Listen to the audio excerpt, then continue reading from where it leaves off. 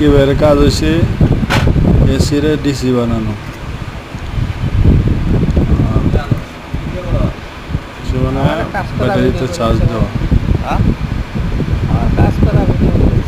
বিভিন্ন জায়গাত কারেন্ট বিদ্যুৎ দেয় না, অলরাউন্ডার কাম হচ্ছে বিদ্যুৎ সাপ্লাই দেয়।